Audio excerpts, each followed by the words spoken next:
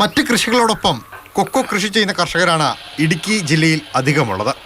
കഴിഞ്ഞ കുറച്ച് വർഷങ്ങളായി കൊക്കോ വില കുറവായിരുന്നതിനാൽ മറ്റ് കൃഷിയിലേക്ക് തിരിഞ്ഞവരും ഏറെയുണ്ട്. അതിനാൽ തന്നെ വില ഉയർന്നിട്ടും ലാഭമുണ്ടാകുന്ന തരത്തിൽ കൊക്കോ ഉൽപ്പാദിപ്പിക്കാൻ കഴിയാത്ത സ്ഥിതിയാണ് നിലവിൽ. ഇല്ല, കർഷകർക്ക് വലിയ പ്രയോജനം കിട്ടാനില്ല.